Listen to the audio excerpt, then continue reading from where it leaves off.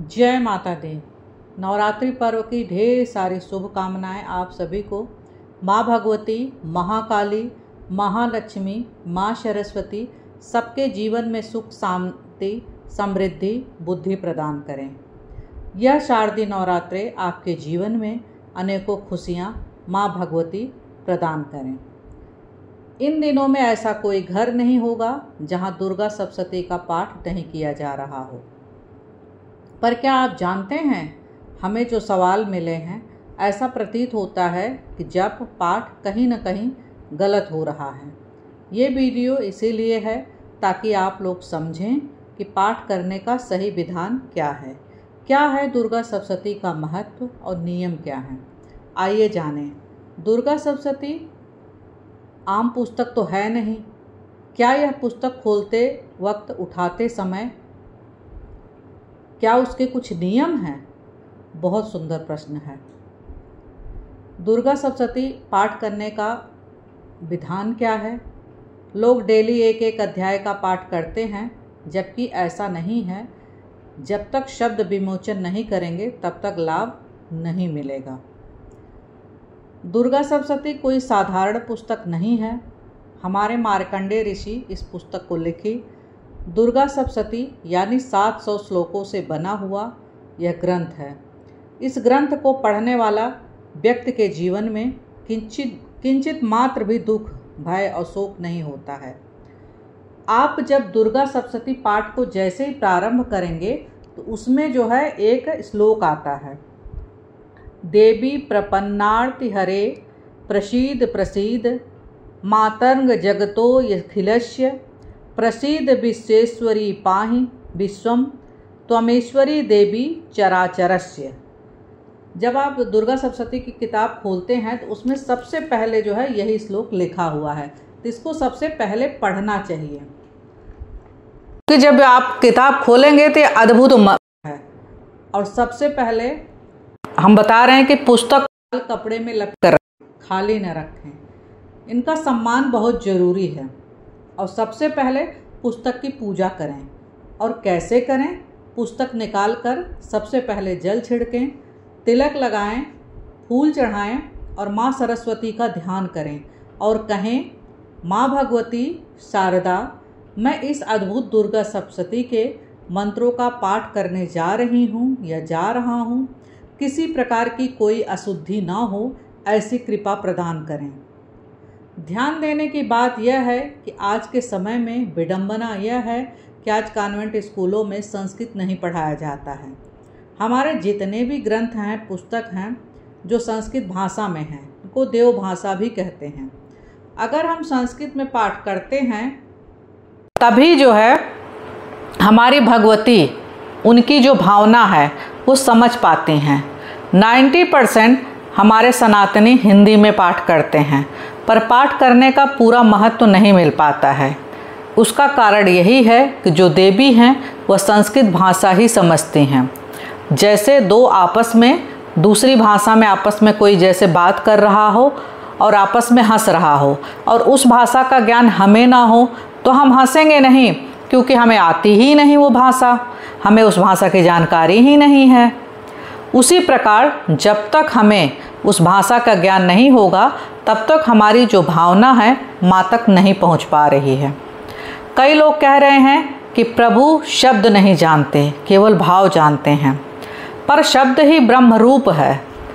शब्द ही जितने भाषाएं हैं सबकी जननी संस्कृत हैं। जिसकी उत्पत्ति हुई है वह संस्कृत से ही हुई है। आप देख लीजिए, मुसलमानों में ये सबको कुरान आती है, ईसाइयों में सबको बाइबिल आती है। वो भारत में रहते हैं, वो अरबी पढ़ते हैं क्योंकि उनको अपना ग्रंथ पढ़ना है। उसी प्रकार हम सभी सनातनियों का भी परम कर्तव्य बनता है कि अपने धर्म ग्रंथ पढ़ने के लिए संस्कृत पढ़ने की आवश्यकता है। तभी जाकर दुर्गा सप्तशती पाठ करने का पूर्ण फल की प्राप्ति होगी।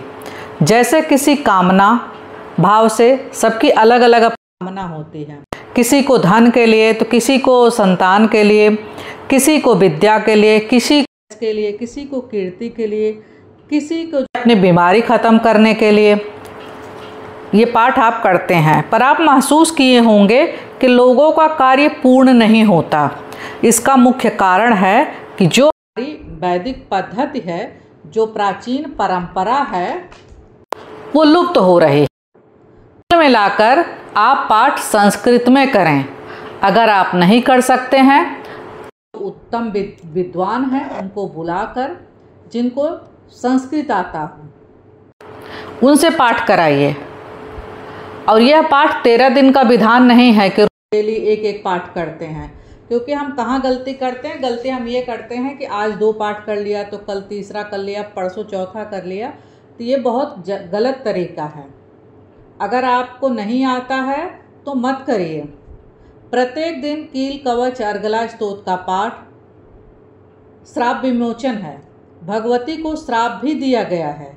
जब तक आप श्राप विमोचन नहीं करेंगे, सप्तशती का लाभ प्राप्त नहीं होता है। दुर्गा सप्तशती में श्राप विमोचन भी दिया हुआ है, तो उसको भी पढ़ना बहुत ज़रूरी है। ब्रह्मा वशिष्ठ उसमें विनियोग है, और विनियोग जो है संस्कृत में है, हिंदी में तो है नहीं। तो इसलिए जब आप हिंदी में पढ़ते हैं तो मानी नहीं जाती है। जब तक विनियोग का पाठ नहीं करेंगे, आपको लाभ नहीं होगा। अगर संस्कृत नहीं पढ़ पाते हैं तो भगवती भाव के अधीन हैं। प्रश्न है, अगर सभी की मनोकामना है तो क्या संकल्प लेना चाहिए? जी बिल्कुल संकल्प लेना चाहिए कि आप किस कामना से अपनी पूजा शुरू कर रहे हैं। क्योंकि और क्या होता है कि जब तक आप संकल्प नहीं लेंगे तो पूरा माना नहीं जाए। भाई सबकी अपनी मनोकामनाएं अलग अलग, कोई विद्या के लिए, कोई धन के लिए, जिसके लिए भी आप करते हैं, पहले आप संकल्प करिए। और मंत्रों के द्वारा जो है चारों दिशाओं को भी बांधा जाता है, आसन को शुद्ध किया जाता है, सिर शिखा नेत्र सबको मंत्रों से शुद्ध करते हैं। क्योंकि जब हम पाठ करते हैं तो बहुत सारी असुरी प्रवृत्तियां भी आती हैं, हमारे पाठ में विघ्न डालती हैं। और माला, जैसे लोग माला जपते हैं, तो माला जपने से पहले माला का भी पूजन करना चाहिए, और माला हमेशा ढककर जाप करना चाहिए। अगर संपुटित करके आप पाठ शुरू करेंगे तो आपको अनंत गुना फल की प्राप्ति होगी। जैसे रामायण पढ़ते समय पहले एक संपुट होता है कि उसको पढ़ते हैं, फिर उसके बाद दोहे पढ़ते हैं, फिर संपुट पढ़ते हैं। उसी तरह इसमें भी अगर आप संपुट लगा के पाठ करते हैं तो ये समझ लीजिए कि सोने पे सुहागा। अगर समय नहीं है तो नवारण मंत्र का जाप करें। ओम एम ह्रीम क्लीम चामुंडाय विच्चय मंत्र का जाप करें। और समय नहीं है तो सिद्ध कुंजिका स्तोत्र का पाठ करें। ये पढ़ने के बाद कुछ भी पढ़ने की आवश्यकता नहीं है। इसको करने से दुर्गा सप्तशती के 700 श्लोकों का जो फल मिलता है, मात्र कुंजिका स्तोत्र पढ़ने से मिल जाता है। आप इसका पाठ करें। संस्कृत में पाठ नहीं करने से भगवती तुरंत सजा देती हैं। जो हम लोग समझ नहीं पाते, वो नाराज हो जाती हैं।